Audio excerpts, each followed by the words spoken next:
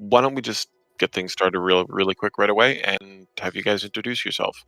Um, Starting with, why not BattleJew? Give a little bit of introduction. Tell us a little bit about yourself and what your arguments are going to be tonight. I'm BattleJew. I'm notorious, and my argument is going to be error theory. I Short, really don't sweet, have and anything else. Yeah, I don't have anything else. say short, sweet, and to the point. Okay. Um, then we'll pass it over to TJump. Good evening, and introduce yourself. Hey, I'm TJump. I run a YouTube channel where I usually debate professors and philosophers on reasons to believe in a God and other philosophy topics. My view is moral realism.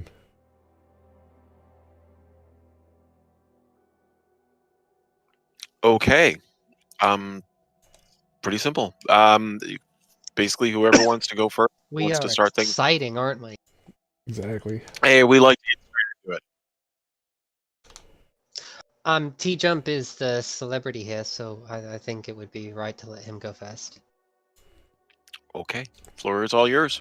Sure. So, I'm a moral realist. I think that morality is objective. We have this phenomenon of moral intuition, moral progress we see when we experience certain kinds of phenomenon, and they seem to be morally relevant. Like killing babies seems to be wrong, and killing people for fun seems to be wrong.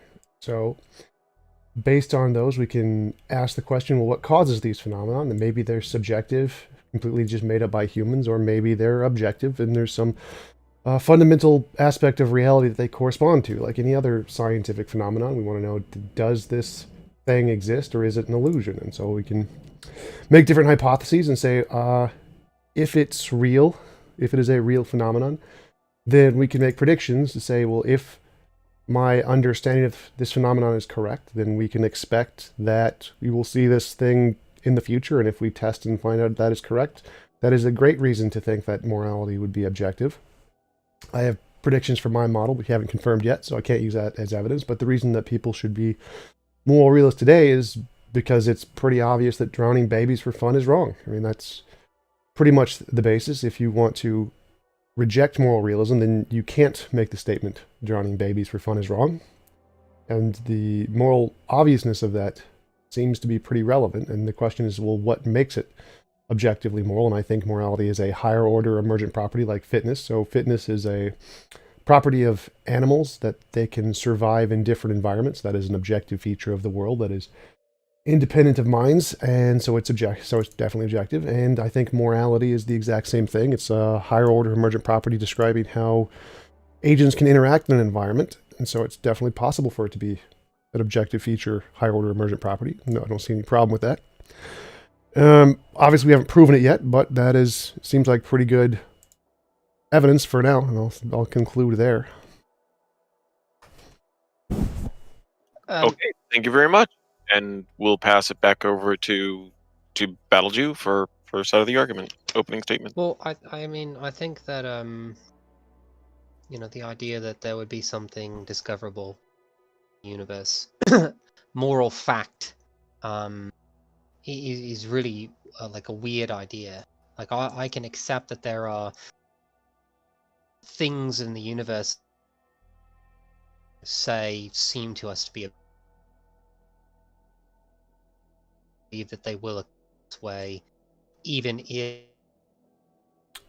you're kind of breaking up where they don't. I'm sorry, am I breaking up? A little bit. You cut out twice, I think. I do apologize. I'll restate what I said. I think that the idea that there would be something discoverable in the universe about morality is just a very, very strange thing.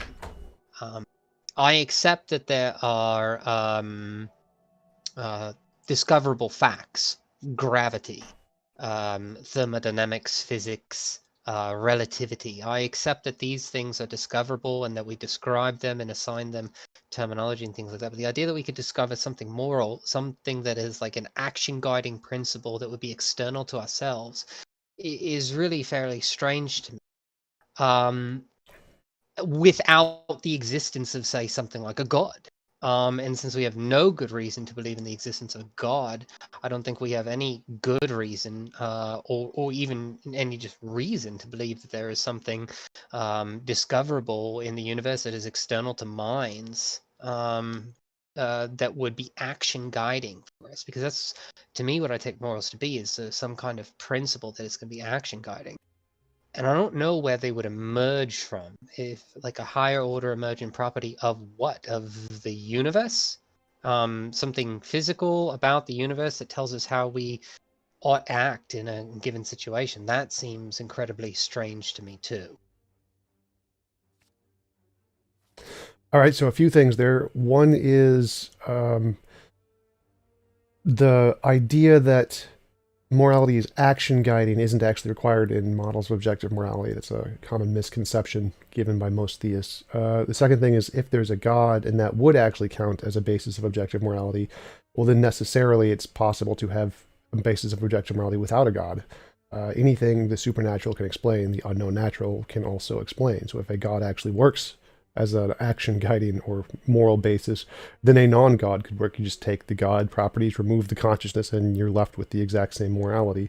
Kind of what the point of the Euthyphro dilemma was. And God basis doesn't work anyway, but that's a different topic. So I don't see how you saying it's weird is really an argument against it. It's really just you saying it's weird. Like, I could say it's weird that space-time bends. That doesn't affect space-time at all. So the major point is that if there was a moral feature of the world, why would it be any different than any other feature? Like, I think morality is descriptive, like most or many moral naturalists. So it's just a law like any other law. And yeah, it would be emergent of the universe, just like every other emergent property in the universe. I'm a physicalist, so I don't think there's anything else there. But I don't see how anything you said would really an objection to objective morality. So I think if it's just a physical law, then it doesn't really inform our physical, right? You broke up again. If I say that if I say that there's a physical law, gravity, okay, and that's that just is what there is in the universe. But it doesn't tell me how I should act, behave. It doesn't inform me about whether or not my desires are good or bad. It doesn't tell me whether actions are right or wrong. And that's what we mean when we say morality. Like, what most people mean when they say morality is just to say that there is some guiding principle in my life, be it a God or a personal set of values that are based on my experiences in the world, or societal norms or things like that, that say this thing is not something that we're going to do, or this is something that we are going to do, or this thing is good, or this thing is bad.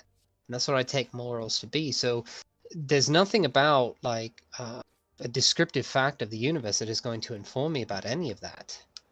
Well, it seems to be your presupposition, but it seems like we can say facts describe fitness just fine. So fitness is the ability for an animal to survive. But if we look at the combination of particles, obviously none of the particles are going to tell us if an animal is going to survive. It's an inference we're making based off of different patterns in those particles. The same thing would be true of morality. It's just we see patterns in the particles and we say this combination would have one property that the other combination wouldn't. So for example, if a world did not have babies being drowned, that would be a more moral world than a world that did have babies being drowned, just like a world that didn't have a sun 6 feet away from the earth would be more conducive to life than a world that didn't. And we can call that morality. And we can describe how we should act based on what actions will lead us closer to or further away from this particular model of the world, what I call the best of all possible worlds. So we can say if our actions would lead us closer to a world that doesn't have involuntary imposition of will as my model, then it would be a moral action. And so it seems like it definitely could. I don't see why that wouldn't work as a possible guides for morality, and we couldn't base it off of the facts in the universe like any other facts. Like, that's pretty much the view of moral naturalism, that all moral facts are physical facts. What is there about the action of, say, punching a baby in the face that is discoverable that tells me why I shouldn't punch a baby in the face? It would be like, does that move the world closer to or further away from the best of all possible worlds? Would be the fact you can Who's discover. determining what the best of all possible worlds is? Well, the best of all possible worlds is just a description of the higher order emergent practice. It's just a label. So if it corresponds to the best of all possible worlds, like the world that doesn't have involuntary imposition of will, then it would move us further away. Why is an involuntary imposition of will necessarily wrong? That's my prediction about morality. So it's like saying, why is gravity gravity? Well, that's what the physical thing is. I don't know why gravity is gravity. That's just what we call it. So asking why is something wrong is like asking why is gravity gravity. It's just a tautology. So in my theory, which is looking at moral intuition and moral progress, I describe those with a common set of principles that are what I think are the correct principles, and if my predictions are right, then that's what morality is. Just like if Einstein's prediction is right that space-time bending is gravity, that's what gravity is. Asking why is gravity space-time bending is a kind of a silly question. It's just like asking why is gravity gravity, or why is morality morality. It doesn't make any sense. Well, I agree it's a silly question, right? But I don't think that the asking is the silly part, right? I think that, you say that there are these things that are discovering, you bring up these points. So if we say something like progressing morally, okay, so if we're progressing morally, that presupposes that we are in a state of moral imperfection. We are moving towards a state of moral perfection. And if what you want to say by that is you're talking about like an involuntary imposition of will, something like, okay, well, we no longer have slavery. We no longer prevent gay people from getting married. Right. Then I think most people would say something like, okay, those were impositions of will. We got rid of them. We have maybe moved closer to this state of perfection. But the belief in the idea of moral perfection is going to presuppose some kind of moral normativity. Well, sorry to interrupt, but that's the phenomenon we're seeing. We don't presuppose like moral progress. That's a phenomenon. So we see the past societies who used to allow slavery. So we see modern societies which don't allow slavery. And that seems like a thing. That seems like a property. Like if we see a cup fall over, it seems like the cup fell over for some reason. It's a phenomenon that we're observing. And then the explanations of that phenomenon are, one is maybe it's just something we made up, and two is it's objective. Those are two different explanations, but we don't presuppose those. It's just an explanation of the phenomenon, and then if our explanation is correct, we would then make predictions, but we're not presupposing that. Well, I think we are presupposing it because there's nothing about those things that says that they are things that we should have done away with. If there's some discoverable fact, right? You're assuming that there is something that is discoverable, this emergent property that you believe exists, that is physical in nature, that is discoverable external of minds, that would tell us that slavery is wrong, right? And when you say wrong, what I assume that you mean is that we have some kind of obligation or duty to do or not do this thing, which is where the action guiding principle comes in. So when I say these things are strange, right? When I say it would be a strange idea for these things to exist, that's exactly what I mean.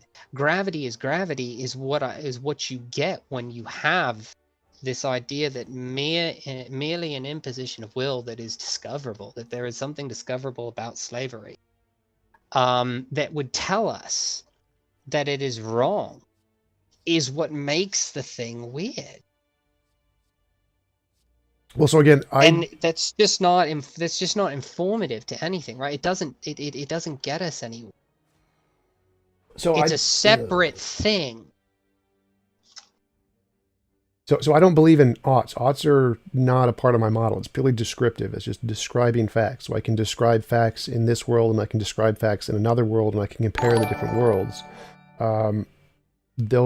One has different properties than the other one. So I can describe facts of a world where there's a sun next to the planet, and that would be less conducive to life. And I can describe a world where lots of people are being tortured, and that's less conducive to the freedom of will, which is what we're calling morality here.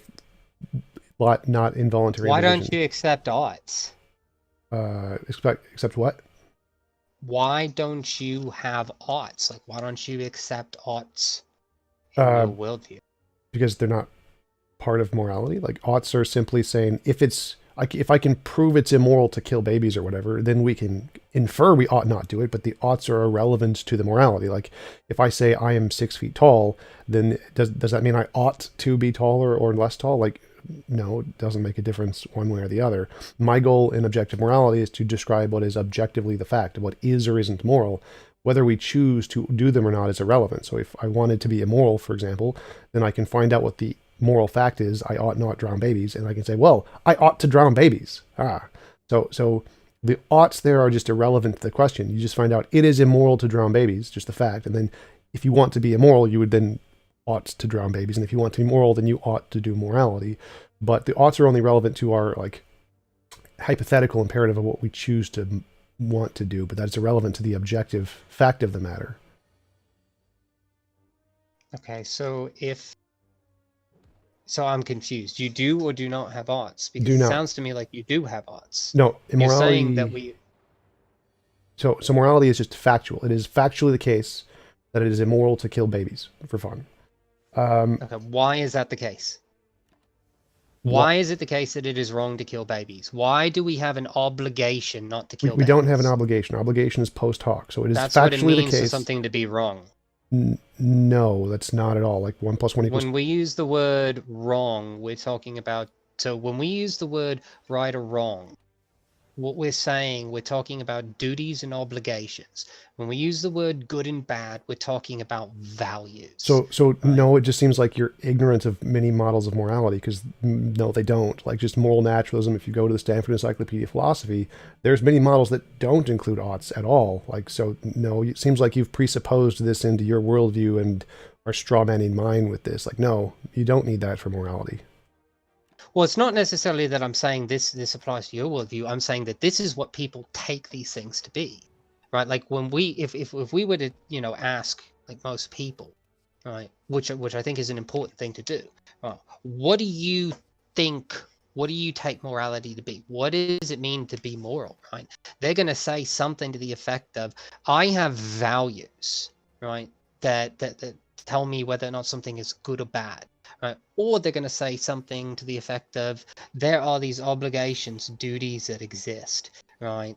So for instance, when we look at a trolley problem, right, when we have a classic trolley example, right, what we're supposed to do, right, is to choose the lesser of two evils. That is the right thing to do. We have a duty to do the lesser of two evils. That's what we're talking about when we say moral. There are action guiding principles. Why are you talking about what most people interpret morality to be? Because that really has nothing to do with my position. Like, I don't care how most people interpret morality, just like Einstein didn't care how most people interpreted gravity. So why would that be relevant? Well, so it's relevant because if I understand what you're saying, which is just basically something like I take what you're saying to be is like action X for any action X is morally wrong if X is an involuntary imposition on some agent, right? So this means that, so for instance, me asking somebody to marry me could be immoral, even if we've been together for 20 years, right? No, that would not be the case. So involuntary impositions only apply to yourself and your property. So it wouldn't count as an involuntary imposition for someone not to do something that they didn't want to do. That would be they have the right to do that because they have ownership over themselves. So it'd only be immoral if someone forced you to do something you didn't consent to. Well, no, I don't think so, right? Because what an imposition of will is can be understood to be a coercive act. So if I ask a woman to marry me, right? We've been together for a while, but she doesn't know that I'm going to marry her. And one day I get down on my knee and I say, will you marry me? There is societal pressure that is caked into that action, that to respond in a positive manner. There are possibly other things like the not wanting to be embarrassed in a situation. There is the surprise part of not understanding necessarily what's going on, and all of those can be coercive acts. And coercion, I think, is just synonymous with an imposition of one person's will over the other. We're just transplanting my will onto hers. Yeah, no, none of that would be immoral in my model. Those are all subjective qualities that if you chose to be a part of the society, that you would voluntarily accept in the best of all possible worlds I'm describing. So that wouldn't be immoral at all. That's just you asking someone and they could just say no. Their choice. Well, could they, yes, they can say no, but that doesn't mean that there hasn't been coercion or force caked into that, right? Simply because you have the capacity to walk away doesn't mean that you haven't had something forced upon you. If you were to go to... Wait, that's literally is what it means. So if you have the option of saying no, then it's literally not being forced upon you. No, just because you have the option to be no doesn't mean it's not being forced, because, I can be in the Hitler and the Jews apartment idea, where you have the Jews hanging under your floor, and the Nazis come in and ask you, are there any Jews here? Now, I could say, yes, there are Jews here, or I could say no. But in that situation, there is coercion going on. No matter what I say, there is a will being imposed on in that situation, no matter what. No, that in that situation, answer I choose. In that situation, there wouldn't be anything moral or immoral with just the words. The imposition comes, well, if you say yes, then people are going to die. So it's not about the words there. The being forced to say one thing or the other comes with these consequences that you don't have control over after the words. So the words, you're not being forced anything on the words. It's what's after the words that is being forced on you in that situation. So I don't see how that would follow. Especially in the case of just saying no to someone who's married, you just walk away. That would not impose. So you think that it's somebody being necessarily forced to do something? Yes. So like putting, like the people that were taken to Australia, right, for crimes, you would say that that's immoral? Yeah, I would say that prison is immoral. It's something we have to do pragmatically, but it would definitely be objectively immoral to force people into prison. Why do we have to do it? Because if we don't, there would be a greater imposition that would occur because they'd kill other people, presumably. Yeah, but when we talk about morals, right, we're understanding them to be something that we ought or ought not do. No, remember, there's no oughts there. No oughts in my model. So we need to do things pragmatically for, like, we need to eat food to survive, but that isn't a ought. So the fact that we need to do something for some pragmatic goal doesn't imply oughts there. It's just a pragmatic action. So we need to put people in prison in order to prevent a greater immoral imposition, but that's still an immoral imposition on somebody. It's them. So that would still be immoral. It wouldn't be perfect because there is a more moral option there. And the more moral option is, like, if we had potentially infinitely much power, we could just make everyone, or give everyone their own personal force field or whatever, and then we wouldn't have to put people in prison anymore, because you could just make yourself invincible or whatever.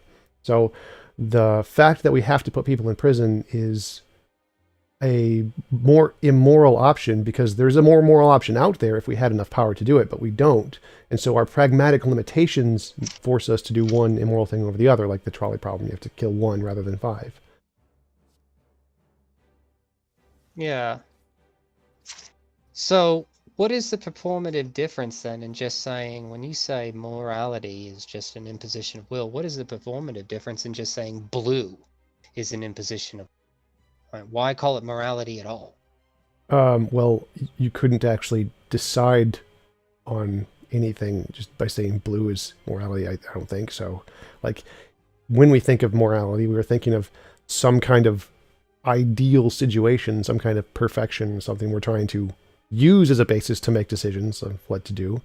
And blue doesn't do that. So, like, if I say killing is wrong, like you're contradicting yourself there. No, so like, if I want to be moral and I want to achieve being a moral person, and I say blue is moral, does painting myself blue make me moral? Like, I don't even know what that means. But why do I want to be moral? Well, that's just your subjective choice. Like, you may want to be immoral, you may be apathetic and not care one way or the other, but that's irrelevant to the facts of the matter. So your wanting there is irrelevant to the morality. It's just, when we're talking about morality, there are certain features that do describe this property in the world, like drowning babies, killing people. Those seem to have this property, and blue does not seem to have this property.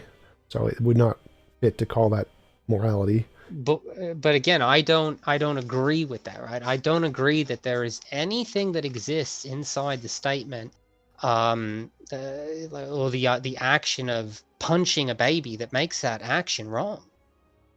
There's nothing there that I can look at and say, okay, there is a fact that exists external of my mind that I can discover about this action that would inform me that this action is wrong, such that I am therefore guided to not do this action. Where does that exist? That is something that is entirely distinct. Well, again, you keep strawmanning my position, saying you ought not do the action. The oughts aren't a part of my model. I'm not strawmanning your position. This is what I believe. Okay. Right? So I don't see where I can find this thing that you are saying exists, because it is wholly different from all the other things that you're saying it's similar to. You're saying because I'm not saying that at all. That's what you're saying. That's your position. So your straw man doesn't exist. I'm okay with that, but that has nothing to do with my position. Well, correct me if I'm wrong. You said that moral laws are similar to physical laws. Yes, that's right. No oughts there. I didn't say there were oughts anywhere in that. Right. I'm not talking about an ought right now. You're saying that they're similar to physical laws. Okay, so a physical law is something that is discoverable, right? Yes. Newton drops the apple and he discovers gravity. I mean, basically. Yep. Okay. So and we can therefore know that when we drop things, they will fall to the ground. And it's not that, there's always going to hit the ground. It's not that someone couldn't reach out the hand and catch it, or we are in some weird parallel dimension where up is down, right? But we have discovered, and we have reason to believe, that that will continue to happen. But nothing about that tells us why we should behave in a certain way. Again, why we should behave in a certain way is, again, not anything in my model. So I don't know why you keep saying that's... Right. No, right. I understand it's not in your model. You're saying that there is absolutely nothing about what you believe to be moral that informs us of how we should behave. Okay? I get that's what you're saying. But I don't see how that is what most people, including myself, have understood to be morality, because what I take morality to be is some kind of either mind-independent or mind-dependent discoverable fact that is going to be action guiding, that tells us how we should behave in a given situation, such that there would be something in the universe about the action punching babies that would inform me that I shouldn't punch babies. Now, you don't have to agree with that. You are free to come up with your own definition of what the word moral means.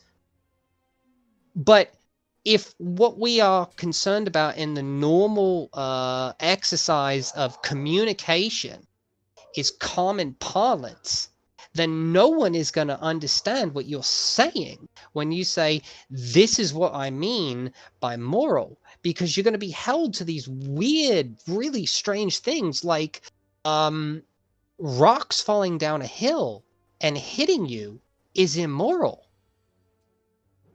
So again, you seem to be using an ad populum fallacy as if what people say matters at all. Like, Einstein did not care what most people thought gravity was. It just doesn't matter what most people think. They are wrong. So if I can demonstrate with some novel testable prediction that my model is right and you guys are wrong, your opinions don't matter anymore. I win, you lose. So I don't have I have absolutely nothing that I have to do to consider anything you have to say if I can demonstrate mine is right.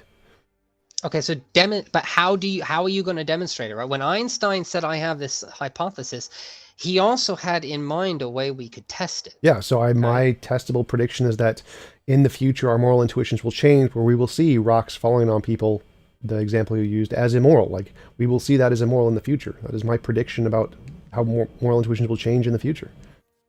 Okay, but no one is going to disagree that moral intuitions will change. No, but they no will. One is going to disagree. They will disagree that it will change to cause rocks falling on people to be immoral. That's the prediction. It's not just that it's going to change. Okay, but that's a prediction, but that's not a test. That, like, you just saying as time goes by.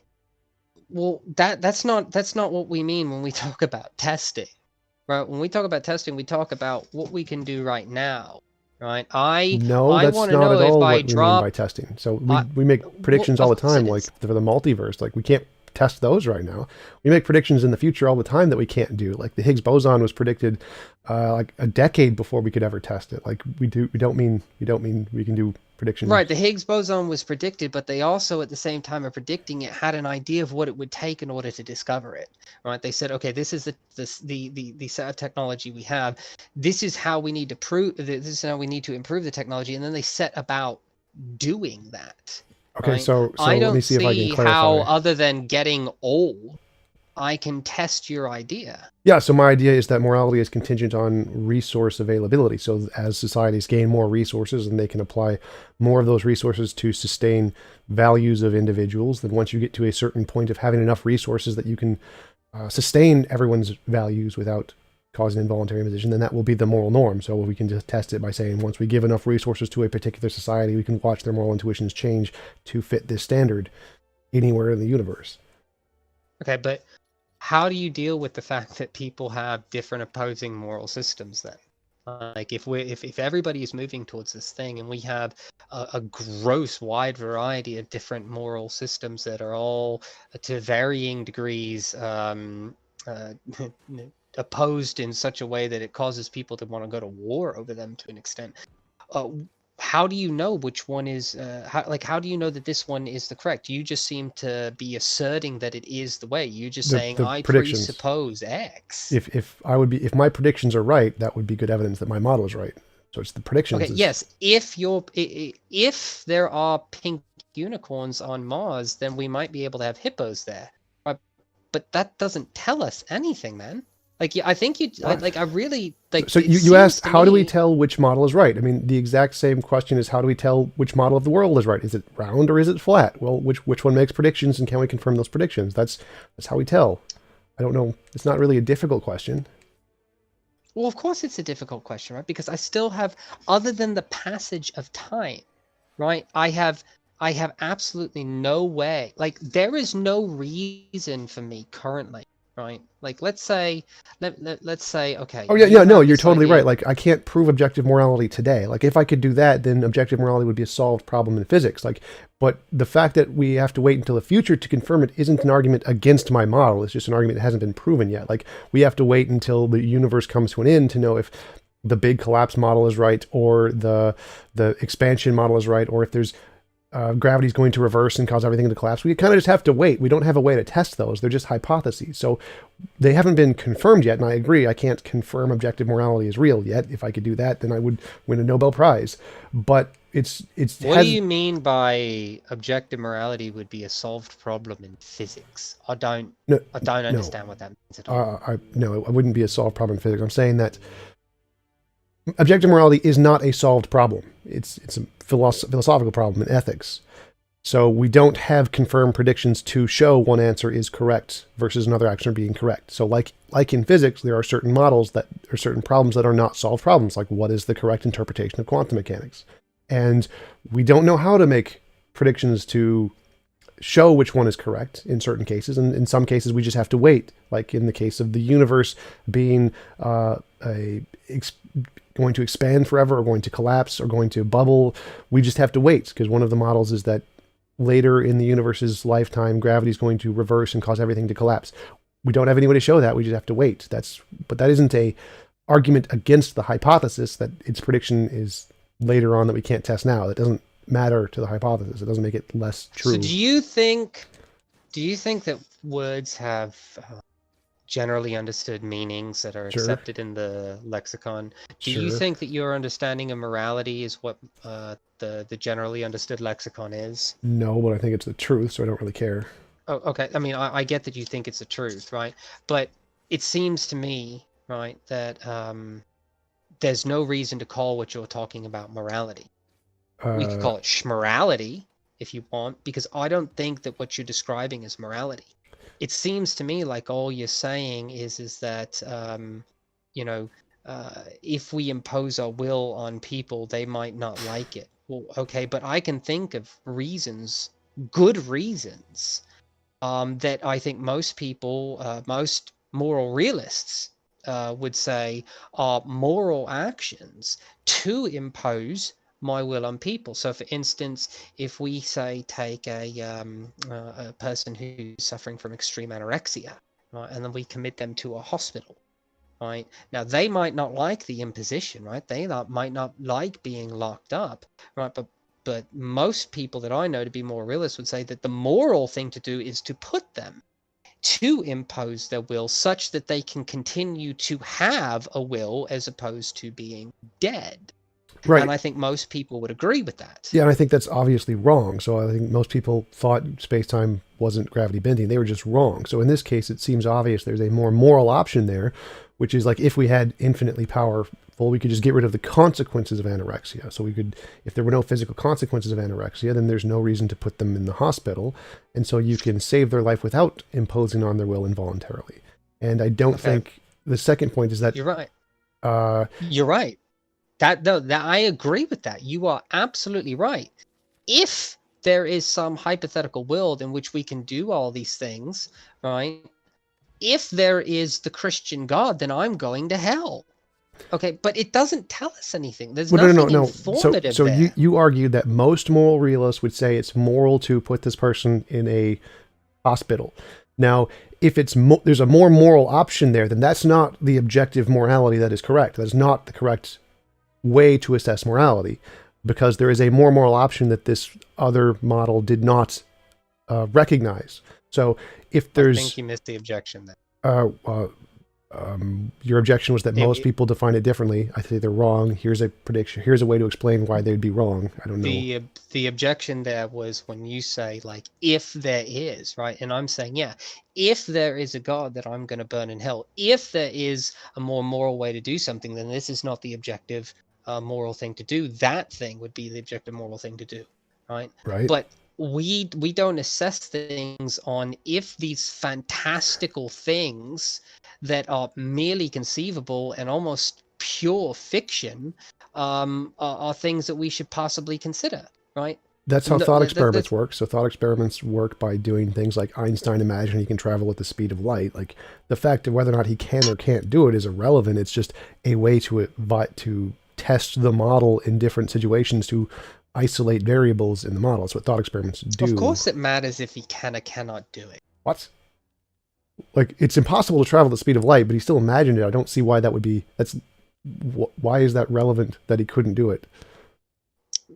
Because he can't do it. That's the relevant thing, right? There, in the example of the anorexic person, right? All of these things are understood when we talk about objective things, and we're not talking about, like, we have direct revelatory knowledge from like a triune God under like Aquinas' definition, right? Well, when we're removing that, we're saying, okay, we don't believe in those things, right? We're talking about objective. We are not talking about epistemically certain, right? We are all operating under the understanding, you and me both here, that we could be wrong about everything. Unless you're not, unless you're saying that... I agree, you don't need certainty for knowledge, but that wasn't anywhere in what I said. Okay, so if you understand that you don't need certainty for knowledge when we talk about these objective things, right? We're saying these things are objective. We could be wrong about them. Sure. But we still call them objective, subjective, relative, things like that, right? Yes. Everything caked into the non-God position is that we could be wrong. So I could be wrong about the idea that the objectively moral thing to do with an anorexic person is to put them in a hospital. but I don't have any reason, any good reason, right? And that distinction is important, any good reason to do otherwise. And if I want to be a morally obligatory person, then what I should do is make sure that this person continues to possess the capacity to live out their will. Well, again, you're conflating the do thing of what our obligations are with morality. So I just gave you a very good reason to conclude that isn't the most moral option, that there is a more moral option. Therefore, if whatever you're assessing as morality cannot accurately determine that that is the moral option, because it's not the moral option. There's another moral option there, a much more moral option. And if your model can't assess that and figure it out, then your model doesn't understand objective morality. And I don't mean objective as certainty. I mean, what is the highest standard of morality? That's what I mean by objective here. So fiction is not a good reason. What? Thought experiments are good evidence. Yes, thought experiments are great evidence. We use them in science all the time. Whether or not we can actually do them is irrelevant. I don't know why you think that matters. Thought experiments are wonderful tools, right? Yes. And they may help us create new technologies in our minds and things like that. But when we're talking about this anorexic patient, right, we're in the here and now. So what is the objectively moral thing to do for this anorexic person? Your answer is that in the future, right, it could be the case that in some possible hypothetical world, we may possess a technology such that we can prevent her anorexia without imposing on her. No. Again, you're conflating what we can do now, which is subjective, with what is the objective moral thing to do. Those are two different things. What is the pragmatic thing to do? What is the least immoral thing that we can do now? The subjectively moral thing to do would be to put that person in the hospital. I'm happy with that, but that's not the objective moral thing to do. The objective moral thing to do is like, imagine if we had all powerful, what could we do that would be the perfect moral thing in the situation, which would be not imposing on will. That seems to be the case. It seems to be more moral if we could do this. So this is the objective moral thing we could do. But putting them in the hospital would be the subjective moral thing we could do, what we could do with our limitations. I'm happy to grant that. But it clearly isn't the objective moral thing. That's the argument here, is that we can clearly make a distinction between those two categories. One is pragmatic, based on our subjective limitations, so it's not the objective moral thing to do. And one is, what is the absolute standard of morality that we can do in this situation? Okay, so I have no reason to understand why I should assume that what you are talking about is in any way, shape, or form objective in any way. It's just like what I take objective to be, again, and what I think most people take objective to be. And I'm not saying, right, by the way, when I say what most people take, right, I'm not saying that Albert Einstein should have listened to like the consensus, things like that, though I think consensus is a good thing, right? Consensus helps us figure out where we're at, right? So most people in the world are moral realists, right? Most academics are moral realists, and what's left over, the majority of them are moral relativists, right? And what they mean when they say moral, right, is that there is some discoverable fact of the matter that is going to be action guiding, such that we can know how we should behave, as opposed to merely some kind of description about the physical will, right? These words, when we use these words, right, wrong, good, bad, these are prescriptive words, not descriptive words. And it seems to me that unless you kind of like I assume that you would agree with the statement that in order to work against some like immoral action, that you would have to believe it's immoral, right? So it seems to me that your view just becomes this tautology, right?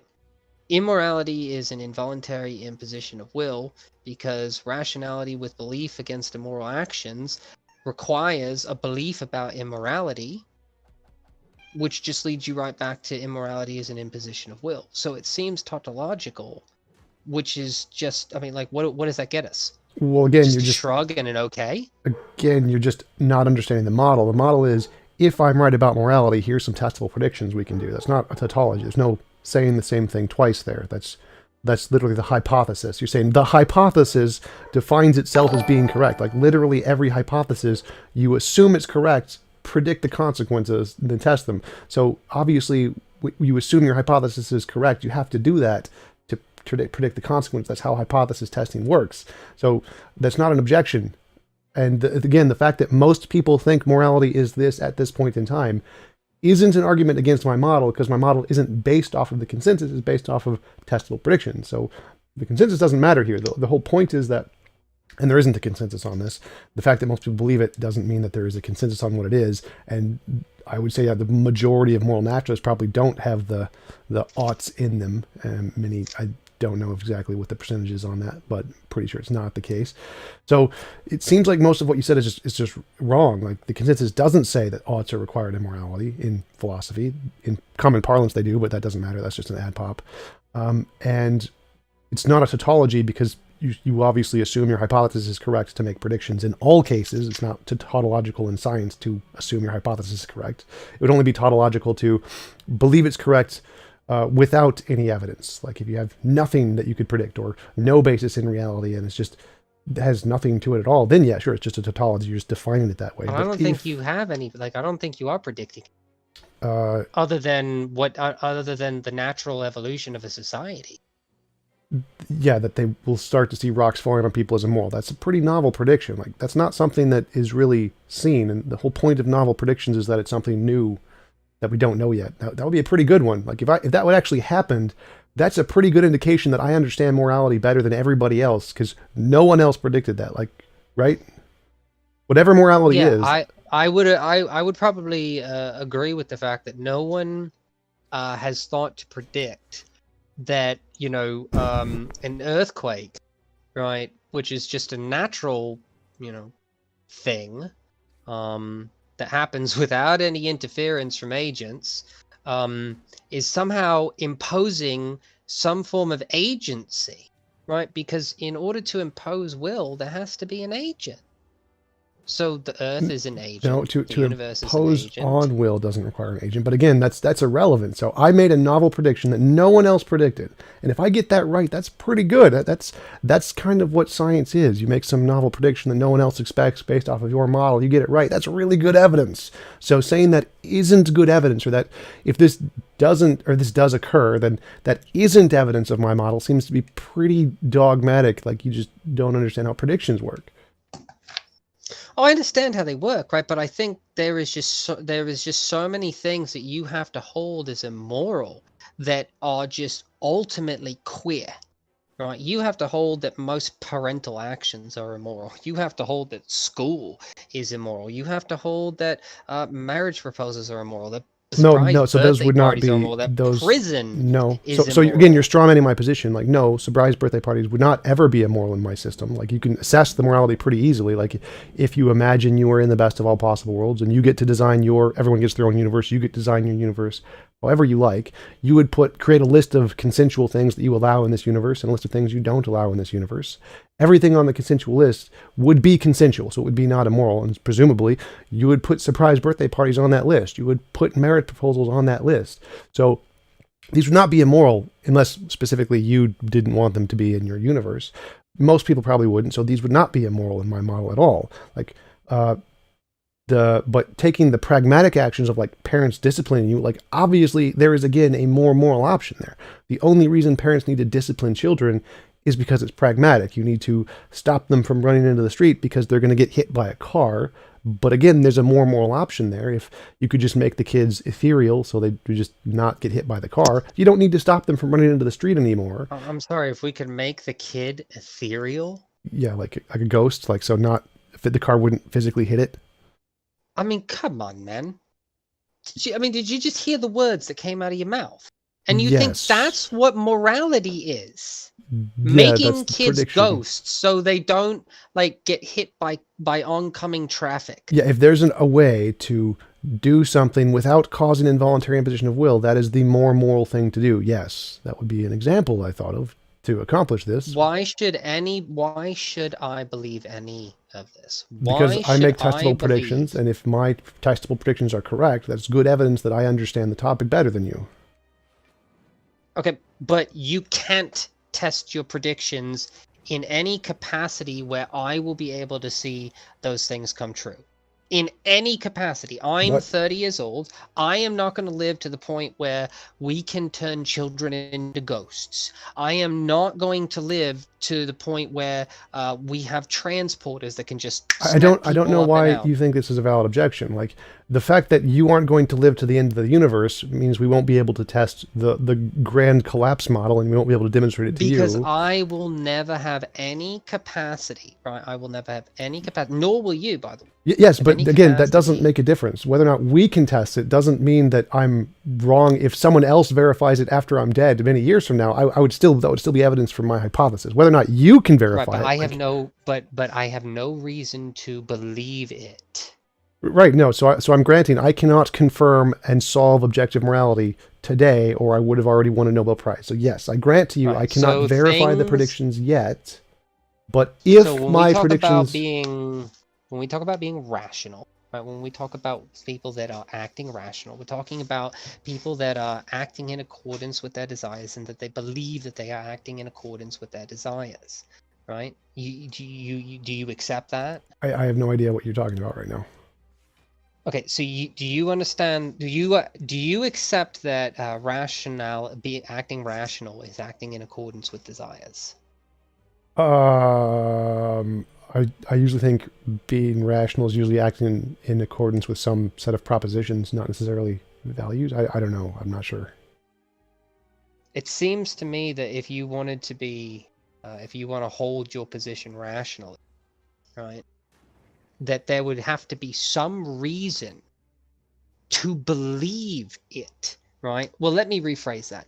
Maybe you don't need to be rational in order to hold your belief, but in order for me to hold your position, right, in order for me to say it is rational, that we have good reason to believe TJump's position, then I'm going to have some reason to believe it. And simply stating that it is possible, it is a possibility that in the future I may be proved right, is not any reason. There's no rational reason. There's no good reason. Right. So I've already granted this position like 10 times. I can't show demonstrable empirical evidence of morality today. Like, obviously I can't do that, or I already would have won a Nobel Prize. Like, so I'm saying, here's my hypothesis. Here's the reason I hold that hypothesis. If it seems rational to you and that we may come to that conclusion in the future, then it would be good for you to adopt it as a hypothesis.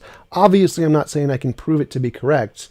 Otherwise, I would have won a Nobel Prize. So, like, if you're asking a physicist, why should we believe in the grand collapse model? He's just going to say, well, that's my prediction based off the evidence. That's it. That's as good as it gets. Like, it's just a hypothesis right now. I'm not claiming that I can prove it yet. What we can conclude here is if we were to, like, syllogize your position, right? We were to say action X is morally wrong, which is a prescriptive. No, again, if so that's your is an involuntary imposition on A for some agent, right? Now the is there, right, is the is of identity. Do you agree with that?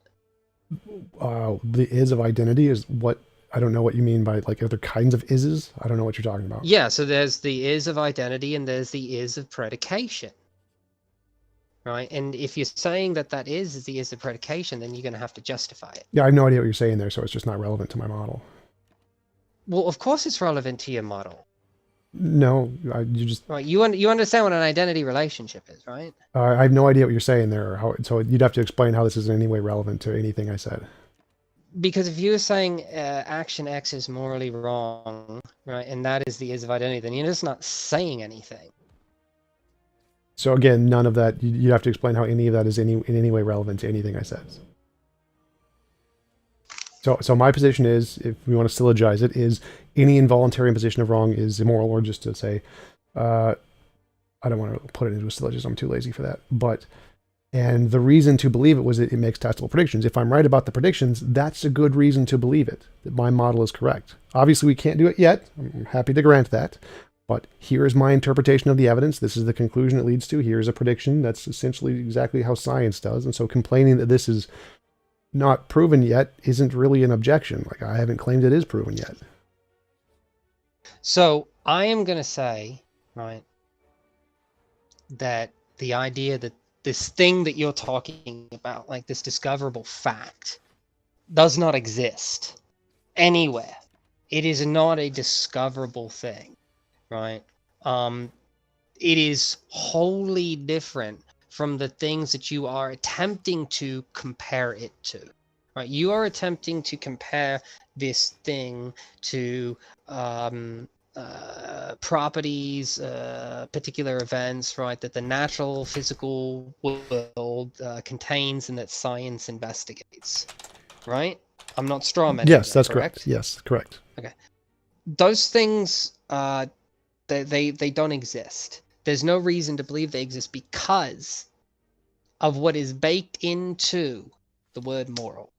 Okay. So you're saying your objection to my model of morality is that you presuppose something different about morality. Like that's, I don't care. Like moral naturalism. So moral naturalism. Moral naturalism is 4 propositions. Moral realism. There are objective mind independent moral facts. Metaphysical naturalism, moral facts are natural facts. Epistemic naturalism, we know moral claims are true in the same way we know any claims about the natural sciences. And analytic naturalism, our moral claims are synonymous with certain highly complex claims about the natural sciences. That's just the definition of moral naturalism in philosophy, just read off the Stanford Encyclopedia of Philosophy. If you're just rejecting the entire field of moral naturalism because you presuppose a different definition, like, I'm sorry, but I don't care what your definition is. I've got testable predictions. Your opinion on the topic but presupposing you don't have testable predictions. Yes, I do. Testable predictions means a thing we can observe in the future or some experiment that we can see a result. And if we get that result right, that's a testable prediction. So I do, by definition. Like we can do an experiment and we can see if we give a society enough sufficient resources to be able to meet my standard, we can watch their moral intuition change in accordance with that situation to fit this model. Anywhere in the universe, all species, every intellectual species will accomplish this if they have intellectual sufficiency. We do have, that is a testable prediction. Give enough intelligence and resources to a society, they will devolve this particular intuition of morality. That is a testable prediction. I don't know why you think it's not. Whether or not we can test it now, it doesn't matter to testable prediction. Testable prediction doesn't mean test it now. My issue here, the reason I keep bringing these things up, right, is because it seems to me that what you are ultimately saying is that these things are just like brute facts, right? But what's a brute fact? We don't something that is true of the gravity is just a brute fact of nature. Okay? I don't think I would agree with that. Well, I don't see why you wouldn't, since you didn't seem to know what the term meant. Well, a brute fact is something true that has no explanation. Like gravity does have an explanation. It's curvature of space-time. Like why does gravity have a particular constant is probably going to be determined by the whatever quantum field gravity emerges from, emergent space-time. None of those are brute facts. Like a brute fact is just a thing that exists with no explanation. Like I think reality is a brute fact, but the properties of reality, like gravity or morality, would not be. They're just emergent properties, so they're not brute facts. So it seems to me that we just have like a fundamental disagreement over what the word morality means, and I think you have a disagreement with the majority of people over what the word morality means. I don't think your position tells us anything, right? Like it seems to me your position just boils down to people do things people don't like. Okay. Yeah, people do things people don't like. So what? All right. So what? So if I'm right, what are we supposed to do about it? All right. Where's the prediction that says like, what are we supposed to do about it? Well, if you want to be moral, what you can do about it is not do things. Why would I want to be moral? That's your subjective choice. Like, I don't care why you would want to be moral or want to be immoral. Your personal preferences has nothing to do with the objective fact of the matter of whether or not something is moral. Whether you want to be tall or short makes no difference to whether you are tall or short. So asking why you would want to be, I don't care. I care about the objective fact of the matter, not your personal opinion on what you want to do. It becomes an uninformative thing, which is why I said, why not just call it blue? Because I can ask the same thing. Why should I want or want not to be blue? There's nothing informative about it. Morality is supposed to be informative. It's supposed to guide us. This action is wrong. Again, so that's we your probably shouldn't do presupposition. wrong things. Again, you keep saying, right? You want to say we have pragmatic reasons not to do these things. What? Okay, so then morality is irrelevant to anything. It's irrelevant to anything, and the only thing that matters is the pragmatism. And there's no reason to move towards a more morally perfect world, because it doesn't inform us of anything. If the world is completely morally perfect, so what? That doesn't tell me why I shouldn't impose my will on other people. So again, you keep saying you have a different definition of morality. No one in moral naturalism cares what your definition is. So I don't know why you think it's relevant that you have a different definition. Like, no one cares what you think morality should be. We care about what reality thinks morality is. So the fact that you think it needs to entail some kind of motivation factor to it to tell us what to do is, you're wrong. I mean, that's all I need to say, and I've debunked your entire position. Like, you presuppose your definition, your presupposed definition is wrong. We can move on now. Like, if you just want to... Well, I don't know what you think you've debunked, right? All I have said about my position, right? And my position is that this thing that you think exists does not exist, that it is wholly different from the things that you want to compare it to. Moral truths are not natural, scientifically discoverable does facts. Fitness they are exist? Different. They are a different category of things. Let's just address that. So does fitness exist? Yeah, fitness exists. Morals are fitness. Obviously. So fitness is what? It describes something. It's a word we use to describe some phenomenon, right? Sure. So morality, or some state of being, is a word we use to describe some phenomenon, just like fitness. Like, I don't see. No. Why not? Because it's not. We're not great argument. Because it's not. Because you like to use it in a way. Like, I don't care how you like to use it. Well, of course you do. What? Of course you do. Right? You just asked me a question. Right? Is this the case? No, it's not the case. It's not the case that morals are merely describing some phenomenon. No, it's not. Morals are prescriptive. No. So again, if you just want to disagree with moral naturalism, like, okay, but we don't care about your opinion on the matter, and we make predictions. So your opinion about your presupposed definition, we don't care about. So that isn't an argument against our position at all. It doesn't work. Well, of course it works, because all you're doing is continuing to add more and more and more and more and more ontological commitments onto things that don't need those ontological commitments. No, I never said that anywhere in my argument, so okay, that doesn't work. No, I didn't say you said it. It's the entailment of your argument. If what you are saying is true, right, then your judgments are true by the existence of these objectively existing and necessarily motivating things. No, again, so right? Necessarily motivating is not a requirement of morality. There's actually a term for that. I forget what it was. Something like judgment internalism. Yeah, judgment internalism and judgment externalism. The motivation is not a requirement in morality. Like, that's not a thing that philosophers accept. You do not need judgment internalism to be true for morality to be true. It's just not the case. You do not need it to be motivating. It's not required. Okay, well, I'm just going to disagree with that, right? And that's just going to be like, I mean, that's just what it's going to come down to, right? Sure. I understand, right, what these people to be saying is that there are necessarily motivating entities to these things in order for something to be objective. And we have no reason to believe in the existence of metaphysically queer entities that, and metaphysically queer entities being objectively existing and necessarily motivating entities. Okay, so you presuppose judgment. I take you to be a moral realist, correct? Yes. Yeah. Okay, so I group you in with all of those other moral realists that believe that there is some mind-independent fact of the matter about the universe that is discoverable, right? Yes. That is discoverable. You want to say that tells us absolutely nothing other than the state of this thing. So again, you just seem to be, you presuppose judgment internalism. You could just go to the Stanford Encyclopedia Philosophy of Moral Naturalism, just Google judgment internalism, and you presuppose that position, and therefore you think mine is wrong. Like, no, That's just not how arguments work. You can't presuppose your interpretation, therefore say others is wrong. It's not actual evidence.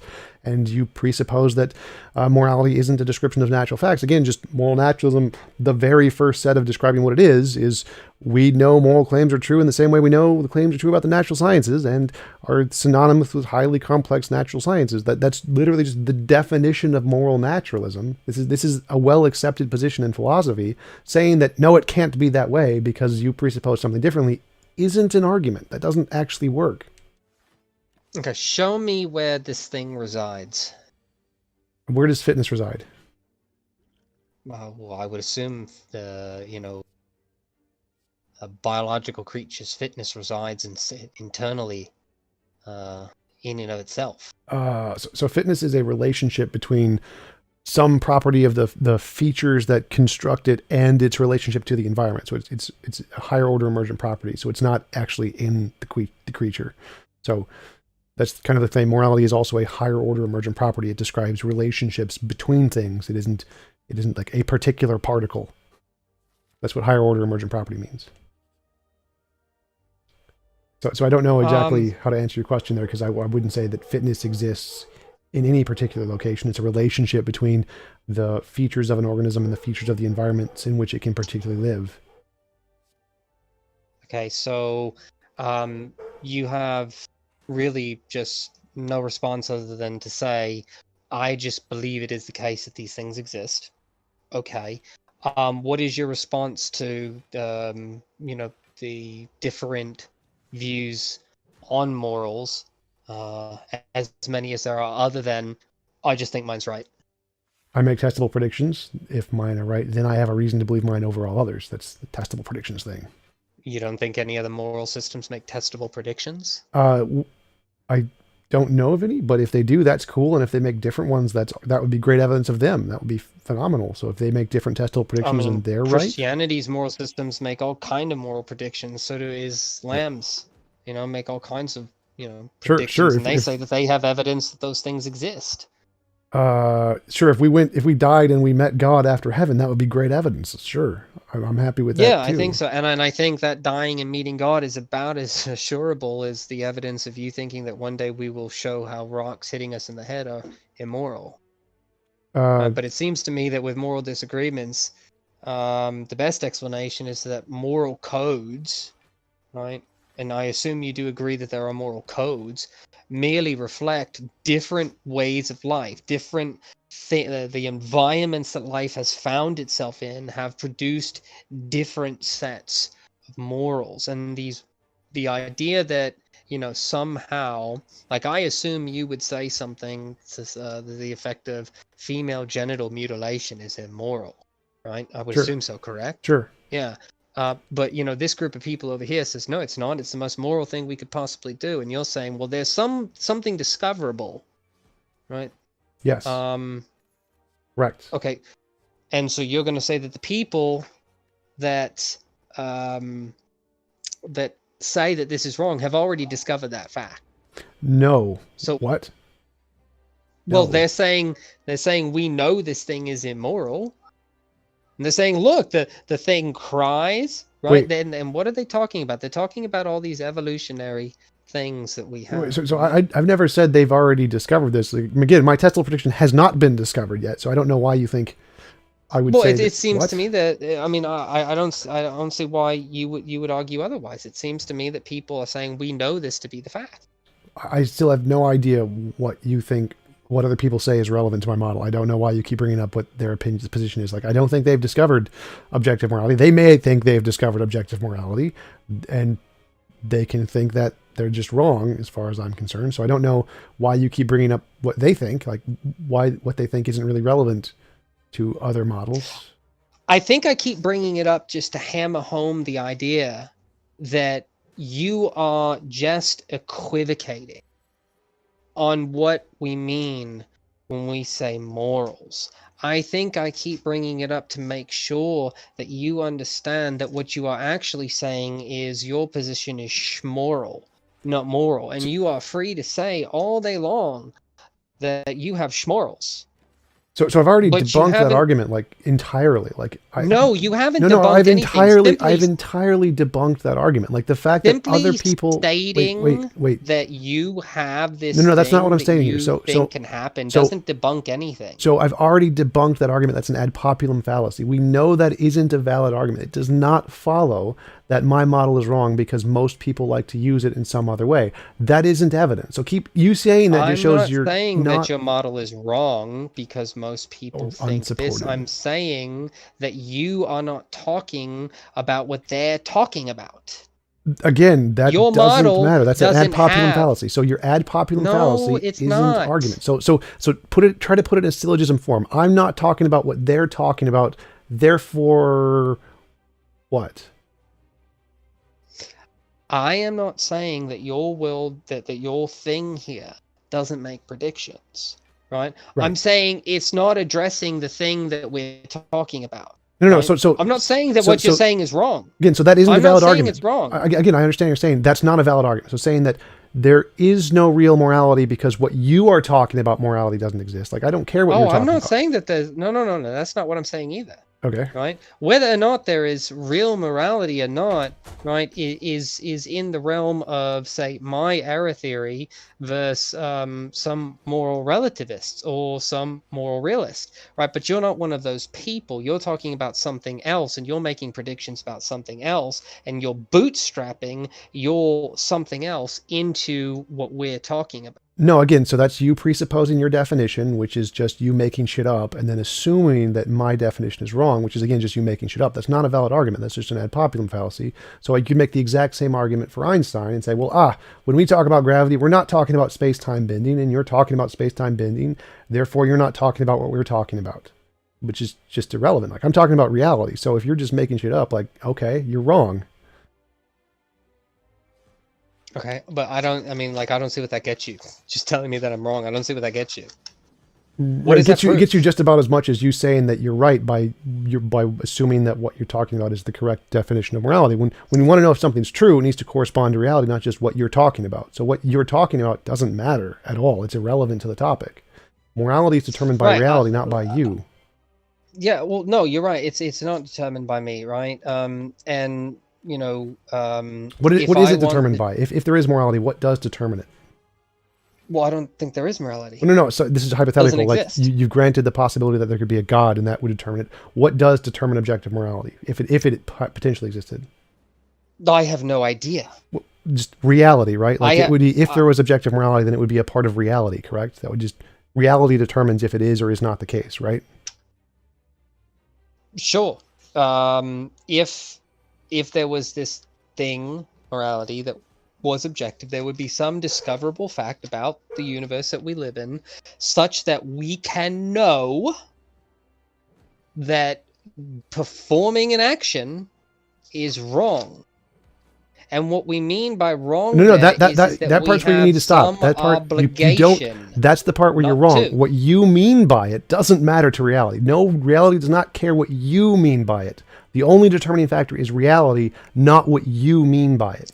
Your interpretation. So now you're not only equivocating on what the word morality means. Now you're equivocating on bad and good, right and wrong.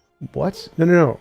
I'm saying that, again, as you admitted, whether something is true is determined by reality, not by you. So if you're incorporating what makes something true, the truth maker is contingent on how you are using the word, you're wrong. Like, no, the truth condition is about what's true in reality, not how you're using the word. And so when you're combining those two factors, you've made a mistake. You have made an error in judgment, which I can just demonstrate. Like, no, if your truth condition is required on how you use the word, then you're not determining truth based off of reality. You're determining it based off of how you use the word, which is not how to determine truth. I'm not exactly 100% sure what you say. Like, you keep saying, I mean, this is what I think this entire debate so far has boiled down to, right? I say a word. I am using, right, the commonly understood definition, right, of that word, Right? We understand that definitions are verbal utterances that society as a whole has agreed on in order to be able to have a conversation about certain things, right? And we have rules of inference that allow us to make sure that we're not talking past each other, like the law of contradiction, non-contradiction, the law of excluded middle, and the law of identity, right? Now, there's nothing about those laws that affect the material world, right? But we have them in order to have this conversation, right? And so what all you've done so far is just violate the lexicon, right? Right or wrong is in the lexicon understood to be talking about duties and obligations. Good and bad is understood to be talking about values and beliefs. Like I have a desire to be hydrated, right? So what I ought to do is drink water every time I am dehydrated, right? To satiate my desire, my value to not be hydrated, right? As opposed to the trolley problem, right? Where I have an obligation, I have a duty to pull the lever to kill the one person instead of the 5 people, right? And to pull the lever to kill the one person is the right thing to do. And if you were to say no, that's not what we mean, then I don't know what you're talking about anymore. Right. So I can just that's a good closing statement. I'll do mine too. Like, yeah. So if essentially your only argument is that you use the word differently, therefore my word is wrong, which isn't a valid argument. Like, the determining factor of objective morality, moral realism, is if there is a feature in the world that corresponds to morality, not whether how you use the word. Like, no one cares about how you use the word. And as I've demonstrated, the way I'm using the words is common parlance in moral philosophy. So whether or not you agree with them, like, I mean, I don't care. Like, it's not like I'm just making up an arbitrary definition like morality is blue. I'm using common terms that are well understood in philosophy and moral naturalism. I even gave you the sources on the Stanford Encyclopedia where you could look these up. This is not just me making up my own lexicon. This is a genuine hypothesis of morality in philosophy. So your interpretation of how you think the word should be used isn't relevant to the question of whether or not moral realism, whether it's a part of reality, because that's about reality, not how you use the words. And that was essentially your entire argument. So it wasn't really productive in that way. All righty. Well, you guys went to closing statements before I could even say, hey, let's go to closing statements. That's awesome. I love it when my debaters actually do things themselves and I don't have to do work. Anyway, we have several questions that have popped up in the debate chat. If you guys have some time, I'd like to go over them with you. Sounds good to me. Yeah. All right. Spaz asks, I'd like to ask what the difference between a world where immorality is involuntary imposition of will and a world where that isn't the case. Is there any way to tell the difference in principle? Well, I'd say the same thing. Like, if you tried to tell the difference between 2 different animals, one that has more fitness or less fitness, like, how would you tell the difference? Well, it's really just a comparison. Like, if you put this animal in this set of worlds, it's going to survive in a more or a higher number than the other ones. And the same thing would be true of morality. Like, if you would assess, if we put a person in this number of worlds, then their will would be less imposed on in more of a number of them or whatever, or more or less ways. That would be the way to tell. Same way as fitness. All right. Next one is from Tataris. I'd like to ask TJump if by morality you mean something different to what anyone else is saying. How is it BattleJew is committing an ad populum fallacy rather than you committing a fallacy of equivocation? Because, as I said, these are well understood topics in moral philosophy. I'm not like just making up terms and calling morality blue. This is a actual hypothesis in the philosophy of morality. It's not analogous to me just making up my own language, because I'm stealing the language of actual philosophers who have taken all these positions, and I've presented you the sources to actually verify that for yourself, if you're interested. All righty. Next one is by Freeze Peach. If TJump's claim is that involuntary imposition of will is the objective meaning of the term immoral, what prevents someone from using unjustified harm as the objective meaning? What makes his view more accurate? Well, the objective is whether or not it's true independent of opinion, so it would have to be correspond to something in reality. Like, so if there's some law that instantiates that definition, they would be right and I'd be wrong, and if there's some feature of reality that shows that I'm right, then I'd be right and they'd be wrong. So it's whether or not it corresponds to reality is the determining factor in who is correct. Alrighty, and next one is again by Free Speech. Is TJump's position that we can imagine a best of all possible worlds where I imagine what acts would be consented to, i.e. surprise parties, a version of John Rawls' original position veil of ignorance argument? And I'd be closer to Robert Nozick's free traversal of society model, but John Rawls is a pragmatic model saying we should design a society that would be fair no matter where you would be placed in society. Like in my model, everybody's placed in the exact same position of having their own universe that they can define however they want. And so it would definitely meet Rawls's criteria. But if you're trying to compare my model to someone else's model, it would be closer to Robert Nozick's, I think. All right, Free Speech again. This is the last one. Would TJump say the statement, "Don't do immoral things," a moral fact? No, I'd say that's a preference. So I'd say I agree with Kant's hypothetical versus categorical imperative distinction. So I'd say that if something is immoral, it's a fact about reality, not about your position on it. So you can choose, you can have an ought to do an immoral thing. Like, for example, if I want to be immoral, then I ought to do immoral things. The ought there doesn't then make the immoral things moral because it has an ought. Like the ought is determined by your preference, not the feature of reality. So no, the fact that you ought to do something is irrelevant to the morality. It's simply a post hoc interjection about what you think you should do to accomplish your personal goals. It's a hypothetical imperative, not a categorical one. Okay, Acer is next, and he has a long one. Is TJump able to walk through one of his testable predictions through to completion, to test why something is moral? From formulation to testing to replication to interpolation of the results, just because a hypothesis can help us make testable predictions doesn't mean there will be support for that hypothesis. So I believe that he's analogizing, God, I can't spell, his worldview to a scientific hypothesis fallacy.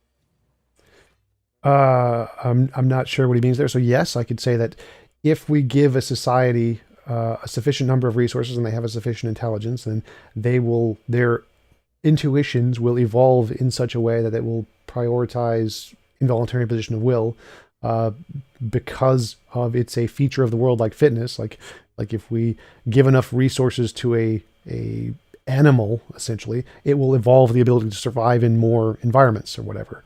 So it's just a observable phenomenon like evolution, that if you have these conditions, it'll change us in this particular way, like evolution. So evolution is a thing, it's an observable thing.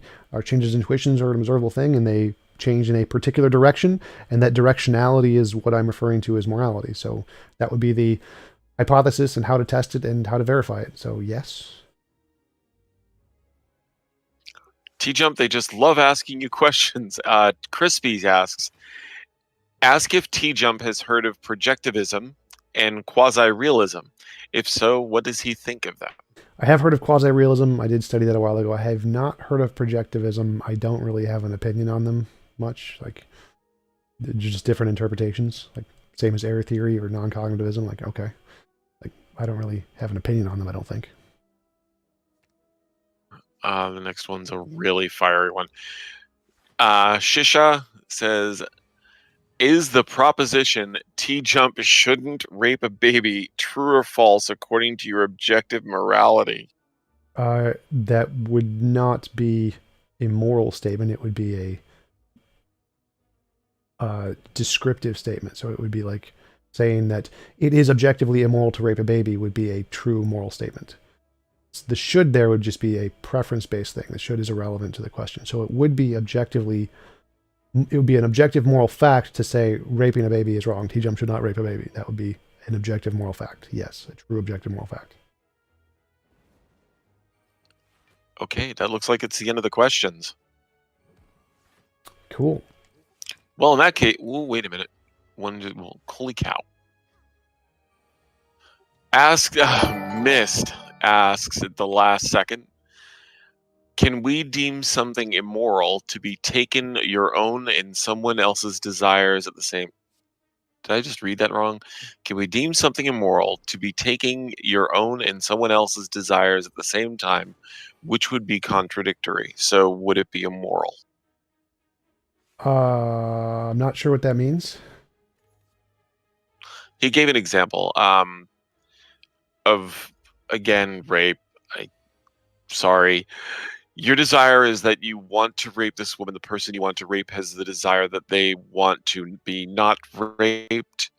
Oh, you yeah. Consider both desires at the same time. Would it be deemed immoral? No, so your voluntary imposition of will only applies to yourself and your universe. So you don't get to will that you own someone else or that you force someone else to do something without their consent. Obviously, that would be immoral. So your will only applies to yourself and your property or your universe, not anybody else. So it would not be a contradiction. It would not be immoral for someone else not to abide by your will. It would only be immoral if someone forced you to do something without your consent, not whether or not they just didn't consent to doing something. That's perfectly fine. There's nothing immoral with that.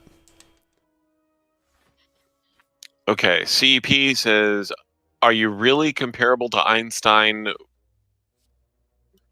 with morality? This was your comparison. Should anyone take you seriously without thought, experiment, or proof in such hand?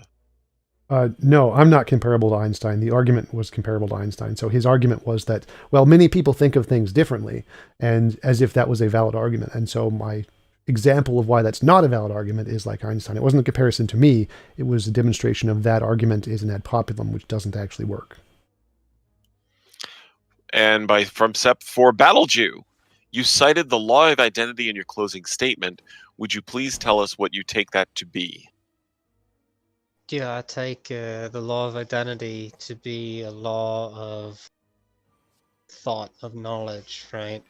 That we use as an inference for communication, such that when I say the word apple, people that speak the English language know what I mean.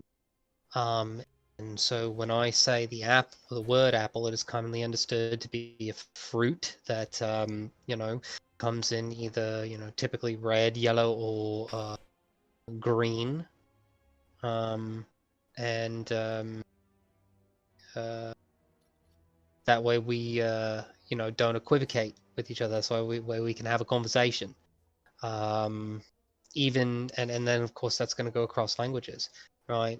So if I say, how are you? Versus I say, Unhimanakinis, they mean the same thing.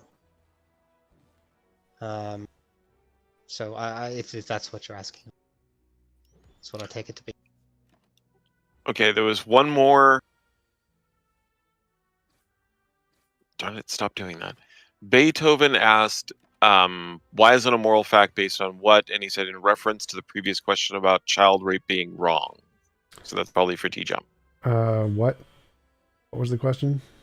Asked why is it a moral fact based on what? And he said, in reference to the previous question about child rape being wrong. It corresponds to the moral property. That would be why it's a moral fact.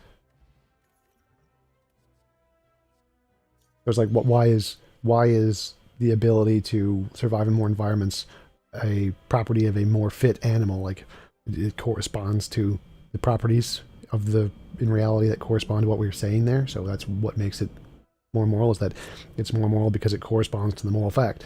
I don't know how else to answer that. Okay, and that's it for the questions. So, alrighty, thank you guys very much for coming over. TJump, thank you for visiting again. We loved having you over here. And so at that point, we'll wrap it up. Appreciate the conversation. I only got called ignorant once, so Yeah, sorry about that. But yeah, it was pleasant talking with you. You're definitely no Darth Dawkins. Appreciate it.